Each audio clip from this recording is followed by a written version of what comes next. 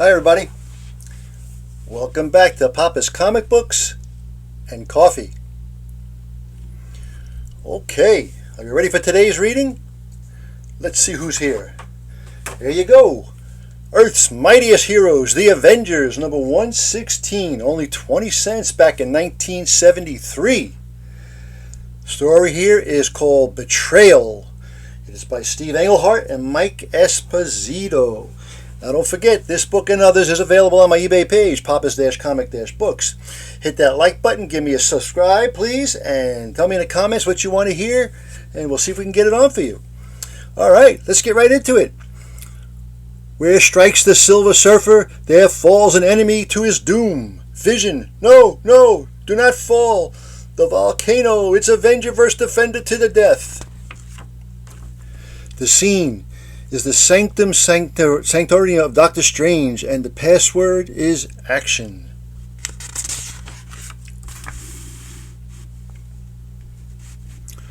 Odin's blood, I did but place my hand upon the latch to Doctor Strange's abode, and an unseen force hurled us into the sky.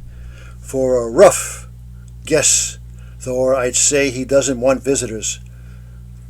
I wouldn't either, Wanda. If I'd taken the Black Knight away from his castle and kept it a secret from his teammates, I never did put much trust in the man who claims to work magic, Cap.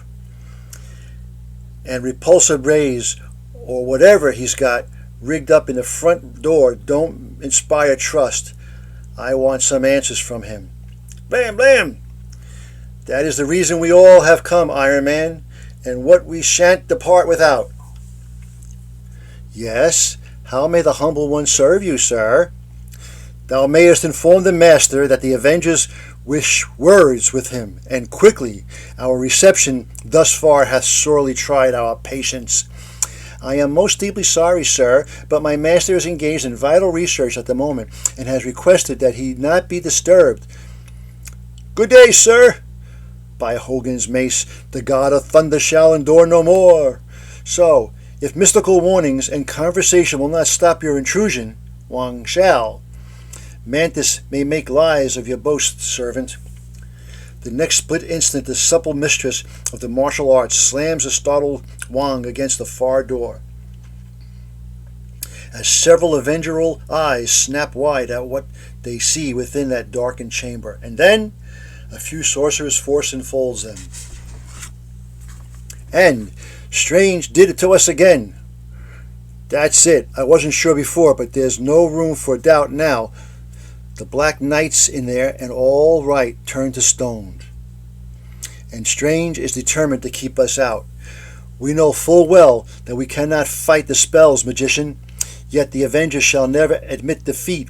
When we have determined how best to battle the magic, we shall return. Unpraised fists, how odd that in an entirely different dimension, the same gesture now lauds in total triumph. We have done it to Loki, deceived Doctor Strange, and the Defenders in believing that the evil eye can break the spell, holding the Black Knight in a prisoner's stone. Find Dormammu, I be pleased that thou art pleased. Yet is it not then time to cure me of my blindness, as thou dost promise? In due course, Prince of Evil, in due course. The Defenders have not yet gathered the pieces of the eye. He doth treat me like a whining child. Can it be that more than my eyes have been blind? But now, back to the mysterious room in the home of Doctor Strange, occupied we now see by more than just a statue, to the tune of 5 Defenders and a recent recruit called Hawkeye. Whatever that disturbance may have been, the mystique seal I placed around us has ended it. It is well, we have no time to investigate anything but the task before us. To save the Black Knight we shall need the evil eye, so I have conjured the orb of Agamotto to unfold its recent history. An image appears. In moments we shall all hear the telepathic voice. Be silent and listen. Each hears the voice differently, but essentially it says, the evil eye belonged to the Prestigion, sole survivor of the Wizard Isle, called Avalon, and who was awakened from his 2-year sleep by the Human Torch and Wyatt Wingfoot. The Oracle Orb has been reading Fantastic Four 54. The Torch stole the Wanderer's weapon when he perceived that its limitless power could destroy the Great Refuge, behind which his then love crystal of the legendary Inhumans was imprisoned. However unknown to him, the device's energy was building toward a critical overload and explosion.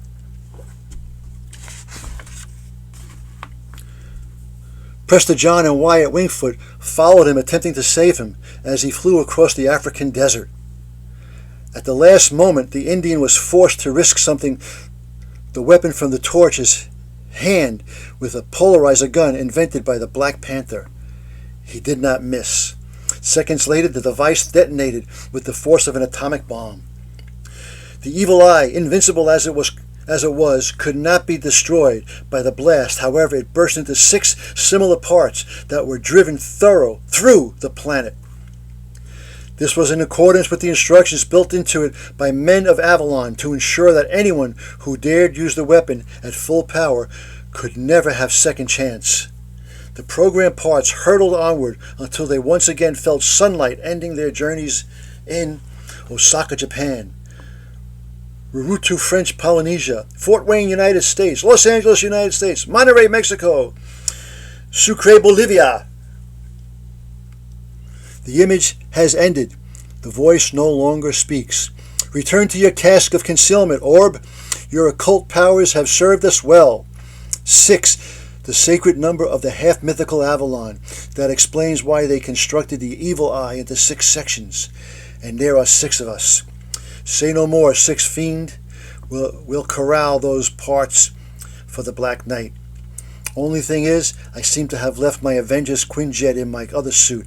I'll need a lift. Ride with the Valkyrie, Archer.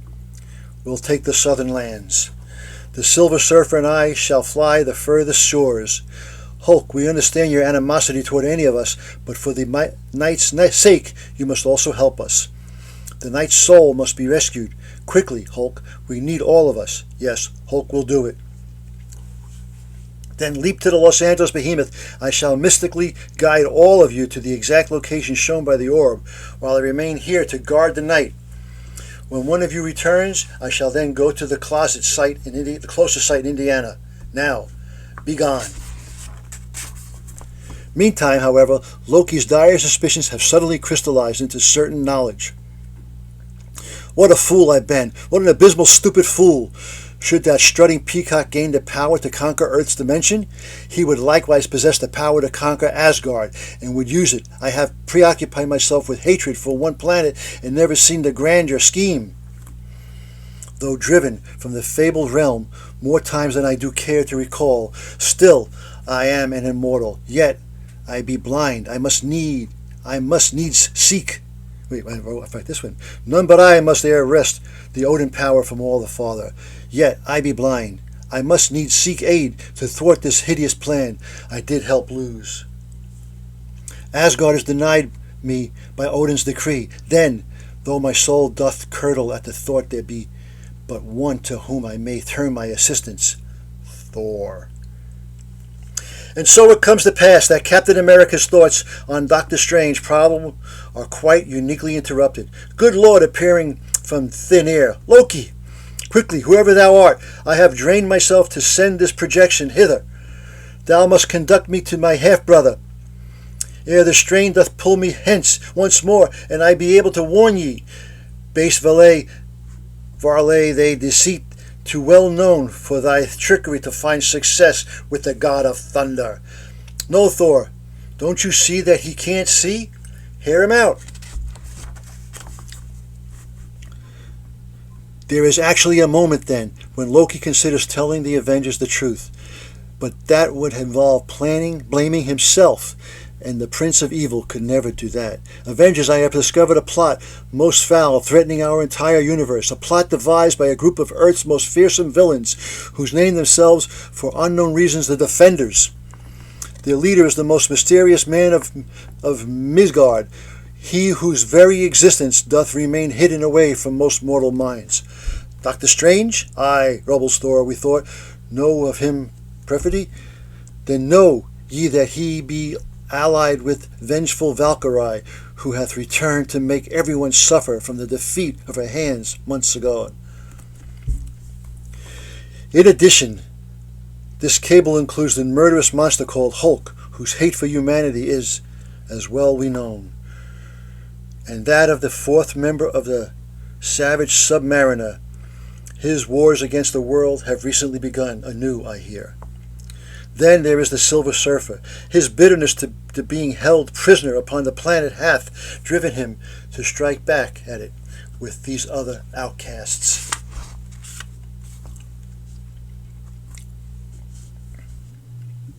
Finally, in the fate's cruelest jest, your erstwhile friend and teammate Hawkeye, oh base treachery, we must needs halt this tragedy ere it may proceed any further. Tell us the rest of it, Loki. So he does, in an edited version, and then, all right, Loki, doesn't know which defender went where, so we'll have to choose at random. I haven't seen Japan since the war. I'll take who's ever there. Wanda and I shall jet to Rurutu. I'll go with Mantis to Bolivia and I owe South America a debt. No, my love, this one wants to be at your side, but I sense that the Panther will need me more. But I'm only going to the closest point, Indiana. I've come to respect her hunches. T'Challa, you should know. Then Mexico and California remain, and I choose the latter, for it's the most central location.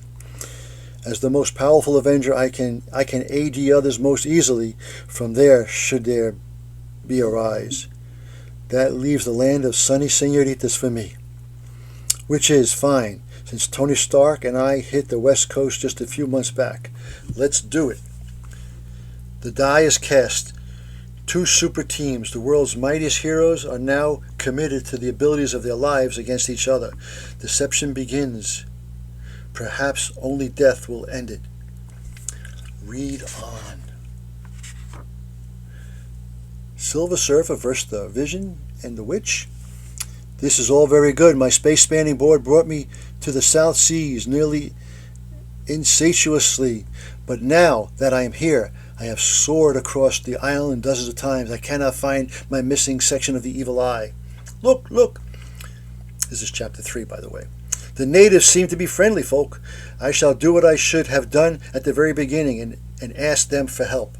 A device as bizarre as the evil eye must surely have caused a commotion when it appeared. Hail! Hail to the great silver being who rides the board over waves of air. To your knees, my people, we are honored and blessed. No, you're wrong. I am not a god. I am but a stranger who desires information. Not a god, yet you gleam like the seas at midday. You fly like the bird of paradise. Are you not the volcano god? Volcano? That's it, the volcano. The one place I did not search. With any luck, the Black Knight is well in his way to salvation.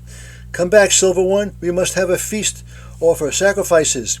Cease your babbling, old man. Let us follow where he leads. This vent in the Earth's crust is still active with molten rock bubbling up from the planet's core. But that will not affect the form which has flown into the hearts of suns. Not more than 40 seconds later. Here we are, Vision. I only hope our Quinjet has gotten us here in time. Yes, but I tell you, Wanda, despite the evidence at the Black Knight's castle and Doctor Strange's house, despite the plausibility of Loki's story, I find certain doubts within my mind. I don't wish to launch an attack without exploring my more peaceful alternatives. So let me scout ahead before we commit ourselves fully. Perhaps I can find our adversary and talk with them. While below, his body hidden in the heavy clouds and the crater's lip, and the noise of his cosmic blast drowned by the volcanic incessant rumbling. Swimming through lava is useless. I shall have to clear small areas for my search. Sometimes I think the Vision is too logical. We know the Black Knight was kidnapped by Doctor Strange and others in costumes. The Hulk, Submariner, and Valkyrie have all fought us before. Silver Surfer has struck out at mankind as often as he has helped it. And Hawkeye believes the Avengers have wronged him. It's all ties together. Wait, what's happening down there? By the head of my father, my blasting has accidentally triggered an eruption. My power cannot stop it. I am helpless. Batum. Mortals, immortals, androids, beings from other worlds, all have their abilities to destroy, but none is as primitive, as violent as the nature when aroused. In one sense, it's a shattering second. The second Scarlet Witch finds herself smashed from the sky. Wanda! Her jets shattered, melted. She's falling to her death. But I become too emotional. Computation of distance versus our speed shows I can still save her if I act rather than talk, and I will.